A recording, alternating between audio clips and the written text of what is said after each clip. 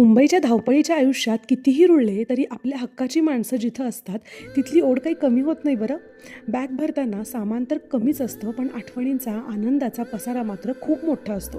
कारण यावेळी श्री स्वामी समर्थ क्षेत्र अक्कलकोट, गाणगापूर, तुळजापूर, पंढरपूरची वारी खूप दिवसांनी घडणार होती. रात्रीच्या प्रवासात प्रत्येक किलोमीटरसोबत ओढ अजून वाढत होती. जेव्हा कॅलेंडरवरची तारीख माहेरी जाण्याची वेळ आणते तेव्हा मन मात्र इथे असूनही तिथे केव्हाच पोहोचलेलं असतं. 4 दिवसाच्या सुट्टीसाठी 10 दिवसांचं नियोजन करावं लागतं. सकाळी खिडकीतून येणाऱ्या सूर्यप्रकाश गावात पोहोचल्याची जाणीव करून देतो. इथली माती, झाडं, शेतं, तिथली हवा, तिथले एवले जोड रस्ते, शेतातल्या पायवाटा हेच सांगतात की तुझं गाव आलंय. कितीही मोठी झाले तरी स्टेशनवर घ्यायला आलेल्या बाबांना बघून वाटतं मी त्यांची अगदी लहान मुलगीच आहे अजूनही. मी येणार म्हटल्यावर मी पोचायच्या आधीच ते मला घ्यायला तिथे हजर असतात.